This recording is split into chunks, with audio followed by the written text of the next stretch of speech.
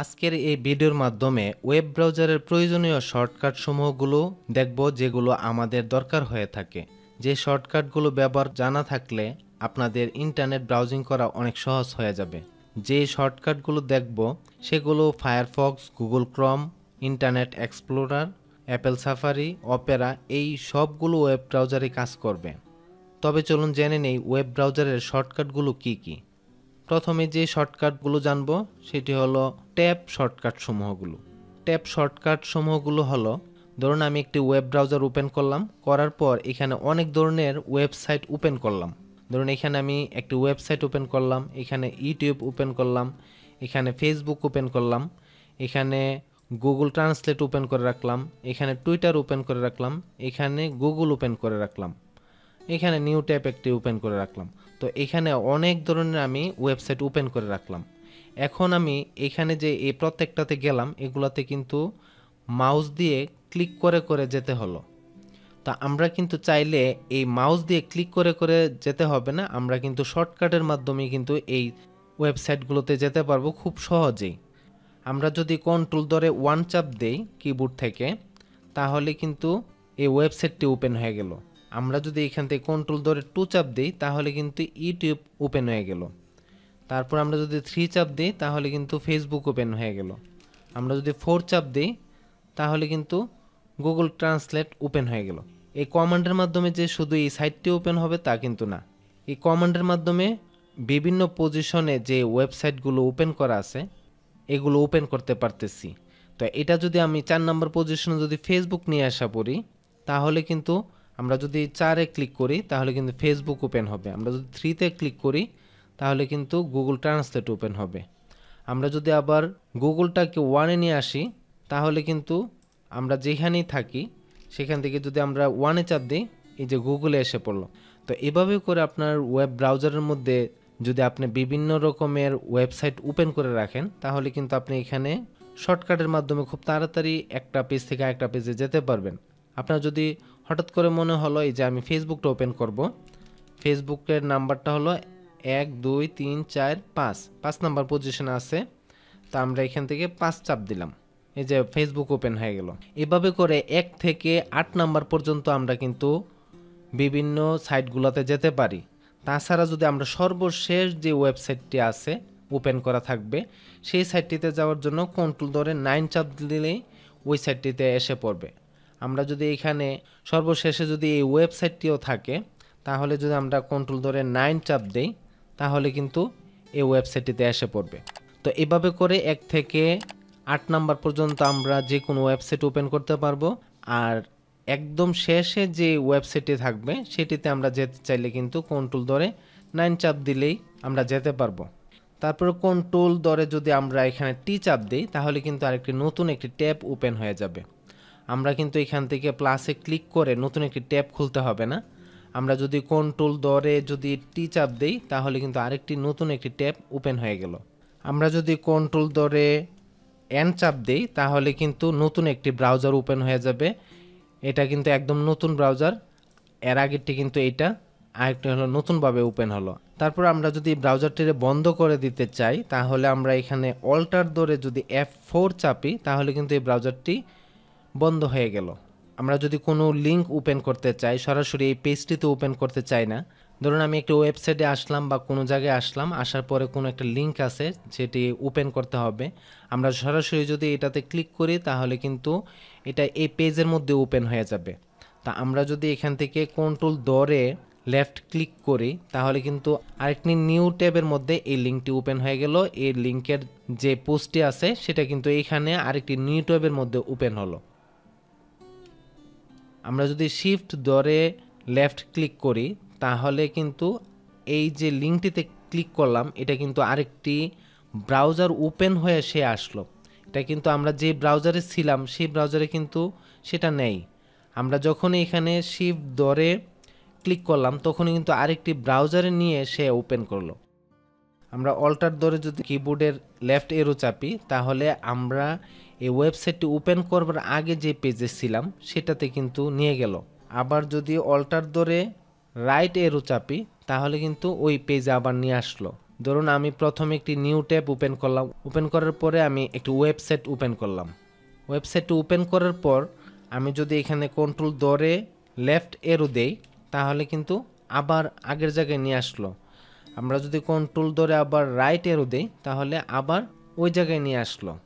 তারপরে ধরুন আমি এই ওয়েবসাইটটি ওপেন করতেছি, এখন এই যে লোডিং হচ্ছে, লোডিংটি যদি বন্ধ করতে চাই তাহলে আমরা এখানে স্কিপ চাপলে কিন্তু লোডিং বন্ধ হয়ে যাবে। অনেক সময় অনেক পেজ লোডিং হতে চায় না, লোডিং হয় না, পেজটা আমরা বন্ধ করে দিতে চাই বা লোডিংটা বন্ধ করে দিতে চাই, তখন স্কিপ চাপলেই এই লোডিং করাটা বন্ধ হয়ে যাবে। তারপর আবার যদি আমরা লোডিং করতে চাই তাহলে কিন্তু F5 যদি আমরা চাপি তাহলে আবার লোডিং করা যাবে। যে কোনো পেজ যদি আমরা লোডিং করতে চাই সেই ক্ষেত্রে F5 দিলে সেটা আবার লোডিং হবে। ধরুন আমি একটি নতুন কিছু ওপেন করলাম, সেটা আবার রিলোড দেওয়ার দরকার পড়ে, সেই ক্ষেত্রে আমরা F5 চাপলেই এটা রিলোড হয়ে যাবে। অল্টার চেপে ধরে হোম বাটনটি চাপলে আমরা হোম পেজ ওপেন করতে পারবো। এখানে থাকি হোম পেজ, অল্টার ধরে হোম দিলাম, দেন হোম পেজে এসে পড়লো, একদম সরাসরি হোম পেজটিতে এসে পড়লাম। আমি যেটাতেই থাকবো সেটার উপরে যদি আমরা অল্টার ধরে হোম বাটন চাপি তাহলে কিন্তু সেটা এই পেজে থাকবে না, সরাসরি এটা হোম পেজ হয়ে যাবে। আমরা যখনই কোনো পেজ ওপেন করব, যদি আমরা পেজটাকে ওপেন করার পরে মনে হলো যে এটা আমি আরও বড় করে দেখতে চাচ্ছি, সেই ক্ষেত্রে আমরা যদি কন্ট্রোল ধরে প্লাস চাপি তাহলে কিন্তু এই পেজটি বড় হয়ে দেখাবে। আবার যদি কন্ট্রোল ধরে মাইনাস চাপি তাহলে কিন্তু এটা ছোট হবে। আবার যদি আমরা কন্ট্রোল ধরে 0 চাপি তাহলে এটা ডিফল্ট অবস্থায় যে 100% থাকে সেটা এসে পড়লো। আমরা যদি এখানে F11 চাপি তাহলে এটা ফুল স্ক্রিন মোড হয়ে যাবে। যে ব্রাউজারে থাকবো সেই ব্রাউজারের মধ্যে যখন আমরা F11 দিব তাহলে কিন্তু এটা ফুল স্ক্রিন মোডে এসে পড়লো। আবার যখন F11 দেব এটা আবার নর্মাল মোডে এসে পড়লো। আমরা যদি কোনো পেজের নিচের দিকে যেতে চাই সেই ক্ষেত্রে আমরা কিন্তু স্পেস যে আছে কিবোর্ডের, স্পেসটি চাপলে আমরা নিচের দিকে যেতে পারবো। এছাড়াও নিচের দিকের এরোটি দিল, এরোটি চাপলেও কিন্তু নিচের দিকে যেতে পারবো। আবার উপরের দিকে যদি যেতে চাই সেই ক্ষেত্রে আমরা উপরের এরোটে যে আছে এটা যদি আমরা ক্লিক করি উপর দিকে যেতে পারবো। আর এছাড়া যদি সরাসরি একদম উপরে যেতে চাই সেই ক্ষেত্রে হোম যে বাটনটি আছে হোম বাটনে ক্লিক করব, একদম উপরে এসে পড়ব। আবার যদি ইন বাটন চাপি তাহলে একদম নিচে চলে আসতে পারবো।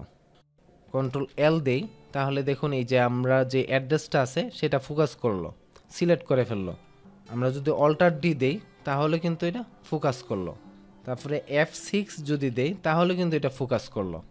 এভাবে করে আমরা এই 3টা শর্টকাট ব্যবহার করে অ্যাড্রেস বারগুলোকে আমরা ফোকাস করতে পারি। আমরা ধরুন এটা ফোকাস করার পরে আমরা এখানে কিছু একটা লিখবো, অন্য লিঙ্কে যেতে চাই তাহলে কিন্তু যেতে পারবো, মাউস লাগবে না। তাছাড়াও আমরা যদি কোনো ওয়েবসাইটে যেতে চাই, আমরা যদি ওয়েবসাইটে শুধু নামটা লিখি, এখানে সামনে www শেষে .com এগুলা যদি নাও লিখি, কন্ট্রোল ধরে যদি ইন্টার চাপি তাহলে কিন্তু এগুলো অটোমেটিক নিয়ে নেবে। আমরা যদি কন্ট্রোল ধরে কে চাপি তাহলে এই যে দেখুন ব্রাউজারের মধ্যে সার্চ বক্স এসে পড়লো, আমরা এখান থেকে সার্চ করতে পারবো। আর যদি আলাদা সার্চ বক্স থাকে সেই হিসেবে আলাদাভাবে আসবে। আমরা এটাতে আসলাম নিউ একটি ট্যাবে, কন্ট্রোল ধরে দিলাম তাহলে কিন্তু এটা সার্চ বক্স এসে পড়লো। এভাবে করে যে ব্রাউজারে থাকবেন এভাবে করে কন্ট্রোল ধরে কে চাপলো এটা আসবে সার্চ বক্স, এবং চাপলো সার্চ বক্স আসবে। কিন্তু যদি আলাদাভাবে কোনো সার্চ বক্স না থাকে সেই ক্ষেত্রে আপনার এই ব্রাউজারের যে অ্যাড্রেস বারটি আছে এই অ্যাড্রেস বারটি আপনার ফোকাস করবে সার্চ করার জন্য। আপনি যদি কোনো ওয়েবসাইটে থাকেন সেই ক্ষেত্রে কন্ট্রোল ধরে যদি F ক্লিক করেন তাহলে এই ওয়েবসাইটের মধ্যে যেগুলো আপনার আছে কন্টেন্ট সেগুলো থেকে কোনো কিছু যদি সার্চ করে নিতে চান সেই ক্ষেত্রে এখানে একটি আলাদাভাবে সার্চ বক্স এসে পড়লো। এখন আপনি চাইলে এই ওয়েবসাইটের জন্য কোনো কিছু সার্চ করতে পারেন। তাছাড়াও F3 যদি আপনি ক্লিক করেন তাহলে কিন্তু এই সার্চ বক্স এসে পড়বে। এখন আমরা জানবো ব্রাউজারের হিস্টোরি এবং বুকমার্কস শর্টকাটগুলোর ব্যবহার। আমরা যদি কন্ট্রোল চেপে ধরে ক্লিক করি কিবোর্ডের তাহলে এখানে আমাদের ব্রাউজারের মধ্যে যে হিস্টোরিগুলো আছে সেগুলো সরাসরি এখানে ওপেন হয়ে গেল। আমরা যদি কন্ট্রোল ধরে চাপি তাহলে ডাউনলোডের যে হিস্টোরিগুলো আছে সেগুলো এখানে এসে পড়লো। আমরা যদি কন্ট্রোল ধরে ডি চাপি তাহলে আমাদের যে পেজটি ওপেন করা থাকবে সেই পেজটি আমরা বুকমার্ক করে রাখার জন্য অপশন এসে পড়বে। তারপর আমরা এখানে ডান দিয়ে দিলেই এটা বুকমার্ক হয়ে যাবে। আমরা Ctrl+Shift ধরে যদি ডেল চাপি ডিলেট, তাহলে দেখা যাবে আমাদের কাছে একটি উইন্ডো ওপেন হবে যেগুলো আমরা ব্রাউজিং হিস্টোরি ডিলিট করার জন্য ক্লিয়ার করার জন্য অপশন এসে পড়বে। আমরা এখান থেকে ক্লিয়ার ডাটাতে ক্লিক করলেই সবগুলো হিস্টোরি মুছে যাবে। আমরা যদি ওয়েব ব্রাউজারের মাধ্যমে কোনো কিছু প্রিন্ট দিতে চাই সেই ক্ষেত্রে কন্ট্রোল ধরে যদি আমরা পি ক্লিক করি তাহলে কিন্তু ওই সাইটটি প্রিন্টের জন্য রেডি হয়ে যাবে। আমরা এখান থেকে প্রিন্ট দিলেই প্রিন্ট নিয়ে নিবে। আর যদি আমরা এটা সেভ করে রাখতে চাই কম্পিউটারের মধ্যে তাহলে কন্ট্রোল ধরে এস যদি দেই তাহলে এই পেজটি সেভ করে রাখার জন্য অপশন এসে পড়বে। এখন আমরা এখানে সেভ দিলেই আর ড্রাইভ দেখায় দিলেই সেভ হয়ে থাকবে। তাছাড়াও আমরা যদি কন্ট্রোল ধরে যদি উ চাপি কিবোর্ডের তাহলে দেখা যাবে ব্রাউজারের মধ্যে যে কোনো কিছু ওপেন করার জন্য যে ফরম্যাটগুলো থাকে, যেমন জিপ ফাইল আপনি চাইলে ওয়েব ব্রাউজারের মধ্যে ওপেন করে দেখতে পারেন, তারপরে পিডিএফ ফাইল ওপেন করতে পারেন, এগুলো আপনার ওপেন করে দেখতে পারবেন। আমরা যেই পেজটিতে থাকব সেই পেজে যদি আমরা সোর্স কোড জানতে চাই সেই ক্ষেত্রে কন্ট্রোল ধরে যদি ইউ চাপি তাহলে দেখা যাবে এটার পেজের যে সোর্স কোডগুলো আছে এই কোডগুলো ওপেন হয়ে যাবে। F11 চাপলে ডেভেলপার টুল বা কোডগুলো ওপেন হবে। আশা করি ব্রাউজারের মধ্যে যে শর্টকাট কমন যে প্রয়োজনীয় শর্টকাটগুলো আছে সেগুলো সম্পর্কে জানতে পারলেন। টিউটোরিয়ালটি এ পর্যন্তই। যদি ভিডিওটি ভালো লেগে থাকে লাইক কমেন্ট শেয়ার এবং এই চ্যানেলটিকে অবশ্যই সাবস্ক্রাইব করবেন। আল্লাহ হাফেজ।